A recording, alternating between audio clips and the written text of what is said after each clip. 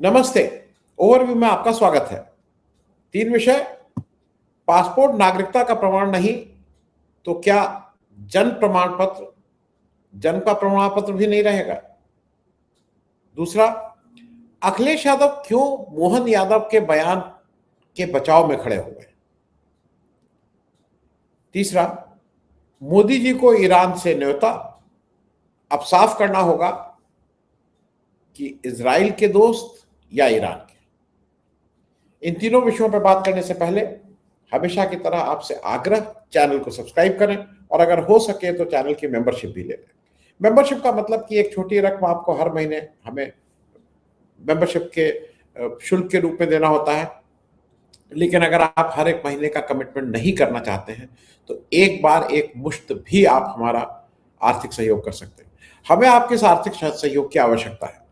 जो जो जिस तरह का चैनल चला रहे हैं, जिस तरह से इसको स्टीयर करना पड़ रहा है, बहुत सी चीज़ें आपके साथ साझा नहीं कर सकते हैं। सरकार का जितना दबाव है, मिनिस्ट्री का जितना दबाव है, यूट्यूब से जहाँ से किसको चलाना है, किसको, वो सब दबाव अपनी जगह है। लेकिन मेरा आग्रह सिर्फ यह है कि अगर आप आर्थिक सहयोग हमें करेंगे तो फिर हमें चैनल चलाने में आसानी रहेगी। तो सबसे पहली बात, पासपोर्ट नागरिकता का प्रमाण नहीं तो क्या जन्म प्रमाण पत्र, जन्म का प्रमाण पत्र नहीं रहेगा? ये बात मैं इसलिए कह रहा हूं कि अभी 14 ये जो कल 14 पासपोर्ट सेवा दिवस था। एक तो मोदी जी के राज में सब सेवा हो गया था, एक पासपोर्ट सेवा दिवस था जिसमें मिनिस्ट्री ऑफ एक्सटर्नल अफेयर जो पासपोर्ट इशू करती है, जो संस्था, उसके जो मिनिस्ट्री थी, उन्होंने एक बड़ा लंबा चौड़ा आयोजन किया और उसमें बहुत सी चीजें उन्होंने बताई कि हम पासपोर्ट कैसे देते हैं, क्या देते हैं, क्या है क्या नहीं है। और उसी क्रम में ये, हालांकि इसको इस समय यहाँ कहने की कोई जरूरत नहीं थी, लेकिन जब बीजेपी कुछ भी कहती या करती है तो वो जिसको कहते हैं ना, वाटर टेस्ट करती है। उन्होंने ये साफ किया, जिसकी इस समय कोई आवश्यकता नहीं थी, कि passport is not a proof of citizenship. Passport नागरिकता का प्रमाण नहीं है। अब मूल बात यह आती है कि हम और आप जो भी पासपोर्ट लिए हैं, इसके बाद बहुत हो हल्ला मचा है, मैं उसको दोबारा रिपीट नहीं कर रहा हूं क्योंकि उससे आप, उन तथ्यों से अब तक आप भी वाकिफ हो गए होंगे, उन चीजों को आपने भी पढ़ लिया हो। पूरा विपक्ष, पूरी मीडिया, बहुत से लोग ये कह रहे हैं कि भाई फिर किसी को आप किसको मानेंगे? पैन को आप मानते नहीं हैं, आधार को आप मानते नहीं हैं, ड्राइविंग लाइसेंस को आप मानते नहीं हैं, अब आप कह रहे हैं पासपोर्ट को भी नहीं मानेंगे, तो आप मानेंगे किसको? अच्छा, कुछ डॉक्यूमेंट्स ये हैं जो आप सबका डॉक्यूमेंट मांगेंगे, अपना नहीं दिखाएंगे। अगर यूनिवर्सिटी डिग्री को मानते हैं तो भाई मोदी जी की यूनिवर्सिटी डिग्री दिखाइए, उसी से कुछ तय हो जाए। आप वो डिग्री भी नहीं दिखाएंगे, वो गोपनीय रहेगी, लेकिन दूसरे की डिग्री देखेंगे, दूसरे का कागज तलाशेंगे। मतलब ये मैं इसलिए कह रहा हूं कि आरएसएस अपना रजिस्ट्रेशन नहीं, वो कहा हिंदूवादी है।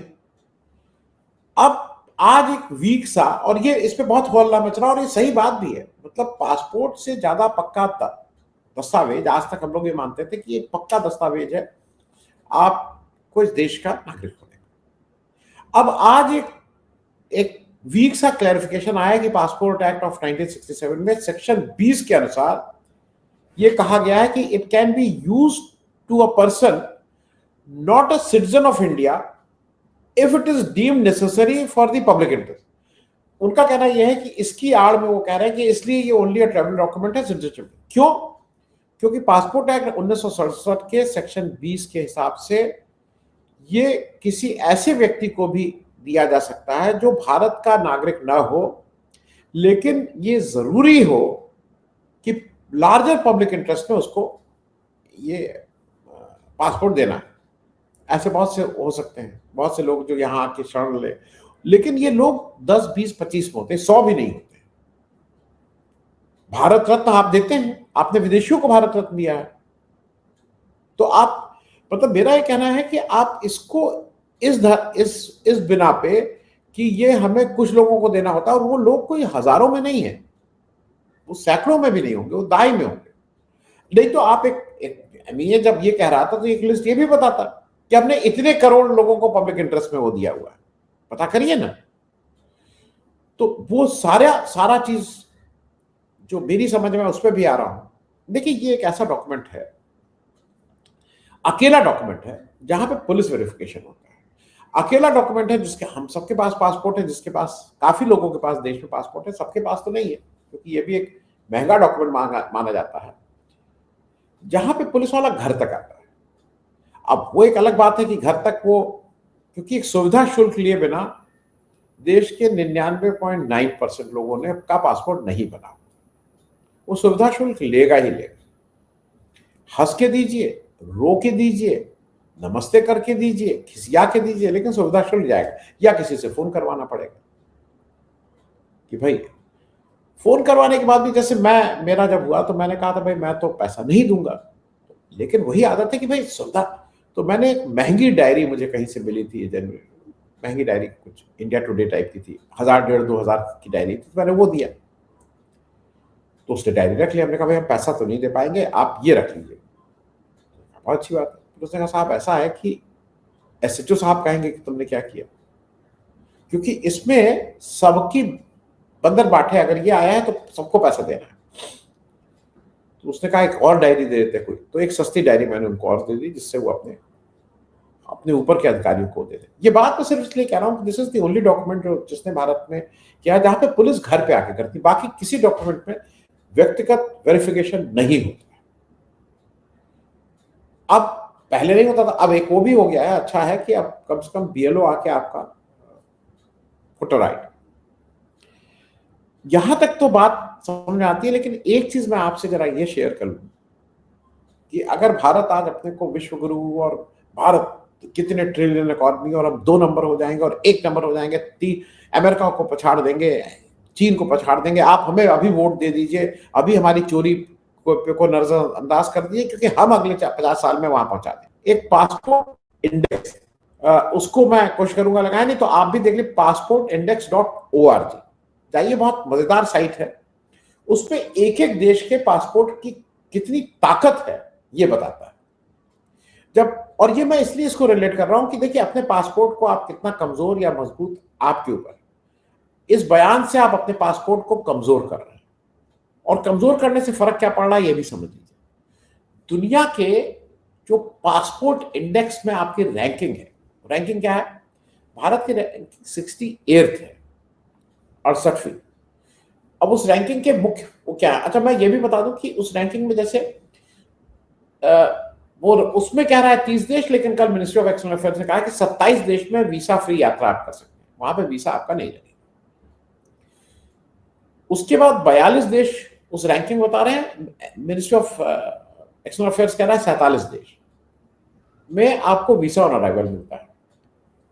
126 देश ऐसे हैं जहां पे आपको जाके वीसा अप्लाई करना पड़ता है। ये भारत के पासपोर्ट की हैसियत है, ताकत है।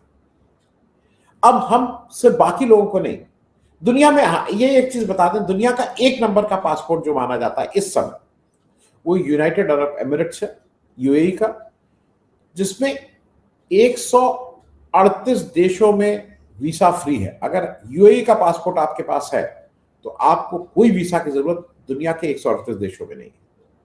44 देशों में वीसा ऑन अराइवल है, और केवल 16 देशों में आपको वीसा अप्लाई करना पड़ता है। हमारे यहाँ 126 करना पड़ता है, वहां पे 16, यूएई जैसे देश के लिए। अब जरा मैं इसलिए कह दे रहा हूं कि ये जरा आप समझ लीजिए, जो हम लोग बार बार 3 ट्रिलियन और 5 ट्रिलियन और इनको पछाड़ देंगे, देश में दुनिया की सबसे बड़ी इकॉनमी अमेरिका, फिर चीन, फिर जर्मनी, फिर जापान और फिर यूके। ये ऑर्डर है। हिंदुस्तान 6ठे नंबर पे आज की तारीख। अब जरा बताते चले कौन सा पासपोर्ट किस नंबर पे है। यूएसए का पासपोर्ट, यूएसए का 8वें नंबर पे। इतना ताकत पासपोर्ट की ताकत से आपको एंट्री मिल रही है। तो अब पासपोर्ट की ताकत क्यों जरूरी है ये भी बताऊंगा। चीन 52 नंबर पे, जर्मनी 3रे नंबर का ताकतवर पासपोर्ट, जापान 4थे नंबर का ताकतवर पासपोर्ट, यूके 6ठे नंबर का ताकतवर पासपोर्ट, और एक पासपोर्ट का और बता दूं,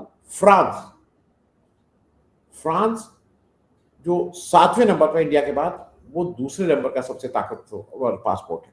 अब आप कहेंगे इससे क्या फर्क पड़ता है? फर्क ये पड़ता है कि जब आप ईज ऑफ डूइंग बिजनेस की बात कर रहे हैं, तो आपका पासपोर्ट अगर ताकतवर है तो आपके यहाँ विदेशी पैसा भी आएगा, लोग यहाँ पैसा लगाएंगे भी, यहाँ बिजनेस भी करेंगे। अगर आपका पासपोर्ट बहुत ही हल्का है, जहाँ पे यहाँ के लोग नहीं जा पा रहे हैं, तो फिर यही सब होगा, आपकी रेपुटेशन अच्छी नहीं होगी। इसलिए माने रखता है कि आप अपने पासपोर्ट को कितनी ताकत, और अगर आप अपने ही पासपोर्ट को कमजोर करेंगे, उसको कहेंगे it is not a citizenship document, आप खुद ही कह रहे हैं, तो फिर कौन आपको दूसरा कौन उसको इज्जत देगा। तैयारी बिल्कुल साफ है कि बीजेपी आरएसएस करना कहते हैं। बीजेपी आरएसएस पूरा कंट्रोल करना चाहती है, कागज नहीं दिखाएंगे, कौन भारतीय है कौन भारतीय नहीं है, ये शायद बीजेपी के या आरएसएस की शाखा में अब ये वो होगा कि वहां से मिलेगा पर्ची की अब आप भारतीय हैं भारतीय नहीं है, अंतोगत्वा उस तरफ हम जा रहे हैं। तो ये बिल्कुल एक बेहूदी बात कि passport is not a citizenship proof. अब दूसरी बात कर लें, अखिलेश यादव क्यों मोहन यादव के बचाव में खड़े हो रहे हैं। मोहन यादव के ऊपर एक बड़ा एक्सपोजे हुआ है, उस पर जब बताया गया है कि किस तरह से उन्होंने कितनी जमीन को, कैसे उस जमीन को पहले करके अपने प्रभाव से उसमें कितना पैसा कमा रहे हैं, ये एक बड़ा मोहन यादव का एक्सपोजे आया है इंडियन एक्सप्रेस में, सारी जगह इसकी बातचीत हो रही है। सरप्राइजिंगली अखिलेश यादव उनके पक्ष में खड़े हो गए। अखिलेश यादव के बड़े बयान हैं। अखिलेश यादव ने कहा कि भाई इसमें कौन सी दिक्कत है, मोहन यादव तो पहले से रियल एस्टेट का बिजनेस करते थे, और फिर वो उसको घुमा फिरा के कह रहे हैं कि वो बेसिकली योगी आदित्यनाथ को हटाना है, तो वो इसलिए उसको वो मुलम्मा चढ़ा रहे हैं, वो उसको कोशिश कर रहे हैं कि एक योगी आदित्यनाथ को हटाना है तो अकेले हटा नहीं सकते हैं, तो इसका भूमिका बनाई जा रही है कि मध्य प्रदेश के और राजस्थान के मुख्यमंत्रियों को डिस्क्रेडिट करो और उनको हटा दो। मालूम नहीं क्यों अखिलेश यादव जी आप भूल जाते हैं, बीजेपी को अपने मुख्यमंत्रियों को, वो योगी जी को छोड़ के, योगी जी को मैं भी मान, बाकी किसी को डिस्क्रेडिट करने की जरूरत नहीं है। बैठो बैठ गई, खड़े हो जाओ खड़े हो गए, चले जाओ चले गए। गुजरात में पूरी कैबिनेट चेंज कर दी थी, कोई चू नहीं करता है बीजेपी में। नहीं तो आप ये जो समझा रहे हैं ना कि वो एक भूमिका बना रहे हैं, उनको भूमिका उनका बनाने की कोई जरूरत नहीं। मुझे अभी भी नहीं समझ में आ रहा है कि आप मोदी जी के बयान को क्यों डिफेंड कर रहे हैं, और वो इंपॉर्टेंट, माफ कीजिएगा, आप मोहन यादव को क्यों डिफेंड कर रहे हैं। आप क्या इलेक्शन है, आप को ये समझना चाहिए कि मोहन यादव को आपके अगेंस्ट ही खड़ा किया जाएगा अगर यादव वोट की बात आएगी। मोहन यादव ने ही सबसे ज्यादा दौरा बिहार में किया था यादव वोट के लिए, तो आप क्यों मोहन यादव का बचाव कर रहे हैं। उसमें ये बात मैं किस लिए कह रहा हूं कि जब आपने ये बात कही तो ओम प्रकाश राजभर ने उसमें बड़ा स्टेटमेंट दिया, वो स्टेटमेंट उपलब्ध है। ओम प्रकाश राजभर का आरोप यह है कि एमपी कैडर के एक आईएएस अधिकारी हैं भरत यादव, जो उनके स्टेट रोडवेज डेवलपमेंट कॉर्पोरेशन के चेयरपर्सन हैं। वो चंद्रपाल यादव जी के दामाद हैं, जो समाजवादी पार्टी के पहले कोषाध्यक्ष रहे थे, पैसे वाले हैं चंद्रपाल यादव जी, और वो कह रहे हैं ये सारा कुछ वहीं से। और उन्होंने साफ साफ आरोप लगा रहे हैं आपके ऊपर। क्या आरोप लगा रहे हैं, वो दो आरोप लगा रहे हैं। वो एक आरोप लगा रहे हैं ये कि आपका और आपके परिवार का इन्वेस्टमेंट भी वहां पे हुआ है मोहन यादव जी के इस सब कार्यक्रम में, इसलिए आप इसको कह रहे हैं, नंबर एक। नंबर दो, वो ये भी आरोप लगा रहे हैं कि लखनऊ आगरा एक्सप्रेसवे में सफाई का जो परिवार था, आपका जो परिवार था, उसने उस सड़क बनने से पहले, जब वो अभी ड्राइंग बोर्ड पे था, अभी पब्लिक नहीं हुआ था, उससे पहले आप लोगों ने जमीन खरीद के उसको कई गुना दामों में वापस सरकार को बेचा। ये दो आरोप लग रहे हैं। वो ये भी बढ़ा रहे हैं कि आपने उस जमीन, उस सड़क, उस हाईवे के एक्सप्रेसवे को 30 किलोमीटर एक्स्ट्रा इसलिए बढ़ाया क्योंकि वो सफाई और कहां आपकी जहां जमीनें थी उससे होके जाना पड़ता। ये उनके आरोप है। एक चीज, आप मोहन यादव को डिफेंड कर रहे हैं कि भाई ये उनका रियल एस्टेट का कारोबार था। थोड़ा आप अखिलेश यादव जी ये भी ध्यान कर लीजिए, वो 2000 उनका जब ये रियल एस्टेट का कारोबार कब शुरू हुआ, 2003 में वो उज्जैन डेवलपमेंट अथॉरिटी के जब चेयरपर्सन नियुक्त हुए, उसके बाद उन्होंने ये सब काम शुरू किया है। उनके बाप दादा का नहीं ये काम था। उन्होंने उसके बाद कहीं ना कहीं उस डेवलपमेंट और इस तरह के विभागों में, उज्जैन डेवलपमेंट अथॉरिटी, ये ट्रेवल टूरिज्म, इस तरह के उसमें रहे हैं जहां पे उनको ये करने का पता पहले से रहता है, और इसी यही तो उनके ऊपर आरोप लग रहा है। अब अखिलेश जी को मुझे ऐसा लगता है कि इलेक्शन महीना है, आपको एक चीज सार्वजनिक रूप से एक बयान दे दीजिए, दूध का दूध पानी का पानी।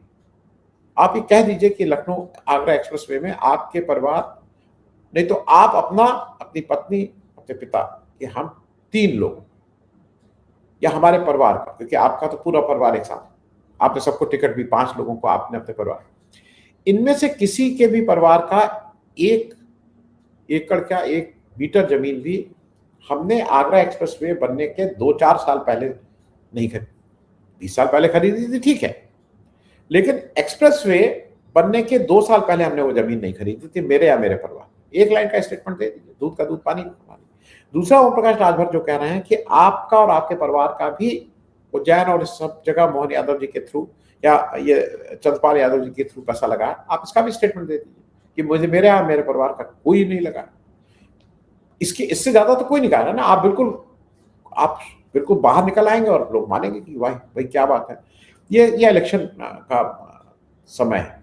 इस समय मेरे ख्याल में जो एनसीपी जिस तरह के काम करती है कि इधर भी उधर भी, शरद पवार भी, अजीत पवार भी, ये मेरा घर, वो अपने अपने बिजनेस इंटरेस्ट को जिस तरह से संभालती है, वो आपसे उम्मीद नहीं। आपको एक एक मुश्किल सियासी लड़ाई लड़नी है, वो आर पार की लड़ाई है। उसमें अगर आप कहीं ये खड़े हुए नजर आएंगे कि आप अपने किसी हितैषी या दोस्त मित्र या परिवार के किसी का बिजनेस इंटरेस्ट को प्रोटेक्ट कर रहे हैं, तो वो शायद चुनावी दृष्टिकोण से भी अच्छा नहीं रहेगा। अब आ जाते हैं तीसरी बात। तीसरी बात यह है कि मोदी जी को अब ये ईरान से न्योता आ गया है और मोदी जी को ये साफ करना होगा कि अब वो इजराइल के साथ खड़े हैं कि ईरान के साथ खड़े हैं। ईरान के जो प्रेसिडेंट मसूद पेजिशिकियान साहब हैं, उन्होंने एक ऑफिशियली उनके यहाँ से आया कि जो 28 फरवरी को जो अमेरिका और इजराइल ने मिलकर ईरान के ऊपर आक्रमण किया था, जिसमें उनके supreme leader Ayatollah Syed Ali खामनाई साहब शहीद हुए थे, उनका फ्यूनरल जो है, उनके जो अंतिम संस्कार है, वो जुलाई 3 से 9 तक होंगे और वो 3 शहरों में हो रहे हैं, तेहरान में, कौम में और मशहद में शायद दफनाया जाएगा उनको अल्टीमेटली, लेकिन इसका एक बड़ा आयोजन करना है। अब टेक्निकली जंग खत्म हो गई है, एमओयू साइन हो गया है, तो अब वो अब तक इसके लिए रुके हुए थे, अब वो इस कार्रवाई को पूरा कर रहा है। शायद, मुझे नहीं मालूम, लेकिन शायद इस तरह का कुछ रहा होगा कि भाई हम तब तक इसको नहीं करेंगे। पहले बहुत होता था जब तक अब इस जंग को खत्म नहीं कर लेंगे। मोदी जी को 6 से 11 तक इंडोनेशिया, ऑस्ट्रेलिया और न्यूजीलैंड जाना है, लेकिन यहाँ पे वो 3 से 9 वो लंबा पीरियड इसीलिए कर रहे हैं कि कोई ये बहाना ना बना पाए कि मेरा तो वहां की विजिट थी, मेरी तो यहाँ, आप किसी दिन जाइए।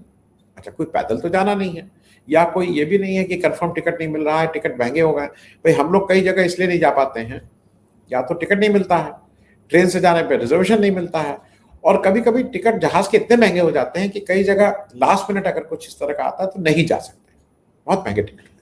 मोदी जी को तो ये सब दिक्कत है नहीं कि महंगे टिकट या क्या है, या रिजर्वेशन का वेटिंग लिस्ट है, कंफर्म होगा कि नहीं होगा।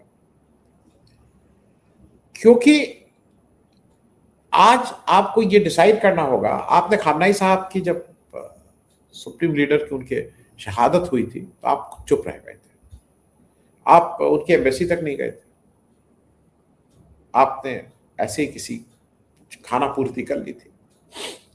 लेकिन अब वो समय है जब आपको ये निर्णय लेना होगा कि आप इजराइल के साथ खड़े हैं। क्योंकि क्यों ये जरूरी हो रहा है? जरूरी इसलिए हो रहा है कि आप 25-26 फरवरी को आप इजराइल में थे, उसके एक दिन बाद ये सब शुरू हुआ। तो एक इंप्रेशन जनरली है कि आप इजराइल के साथ गए थे और वहां आप कोई जानकारी थी कि इस तरह का आक्रमण होने वाला है। दूसरा, यूएई आप अभी 15 मई को गए। अब आप अमेरिका से पूछ के जाएंगे, मुझे नहीं लगता है कि अमेरिका इसकी परमिशन आपको देगा जाने की। तो ये तो निर्णय आपको लेना होगा भारत के हित, क्योंकि अब ये बिल्कुल स्पष्ट हो जाएगा अगर आप नहीं जाते हैं, क्योंकि आपको पर्सनली बुलाया गया है, भारत को नहीं, आपको बुलाया गया, प्राइम मिनिस्टर ऑफ इंडिया, आप नहीं जाते हैं तो ईरान कुछ सार्वजनिक रूप से थोड़ी कहेगा आपके घर पे भी कोई अगर इस तरह का, जहां आप किसी को निमंत्रण दें वो ना आए, तो ये थोड़ी हल्ला मचाया जाता है भोपू लेके कि ये नहीं आया, मन में रख लिया जाता है। फिर ईरान आपके साथ कहाँ खड़ा रहेगा, कहाँ नहीं खड़ा रहेगा, ये ईरान डिसाइड करेगा। सस्ता तेल देगा नहीं देगा, क्योंकि एक चीज है, अब ईरान एक बिल्कुल क्षेत्रीय ताकत के रूप में अपने को स्टैब्लिश कर लिया है और उसको यूएस भी एक्नॉलेज करता है, दुनिया एक्नॉलेज कर रही है उसको। और वो आपका अच्छा दोस्त था, वो आपके पुराने अच्छे दोस्त, भारत के अच्छे दोस्त। तो अब पुरानी दोस्ती कि इजराइल की नई दोस्ती, ये अब आपको तय करना है। क्योंकि एक चीज और ध्यान रख लीजिएगा, हमारी खराब विदेश नीति की वजह से ही आपने पाकिस्तान को यह मौका दिया है कि पाकिस्तान आज एक नई शक्ति के रूप में उभर के आ गया है। अगर हमारी खराब विदेश नीति नहीं होती तो जो रोल पाकिस्तान ने किया है पीस मेकिंग का, पीस को इस पूरे उसमें जंग में, वो शायद हम करते और उससे बेहतर करते और हमारी ताकत भी बढ़ती। खैर, अब ये तो आने वाला समय बताएगा कि आप इजराइल के साथ खड़े हैं कि आपने एक जो नॉन अलाइंड देश की जो ताकत होती है उसको फिर से पुनर्स्थापित करने की कोशिश की है। थैंक यू सो मच, धन्यवाद।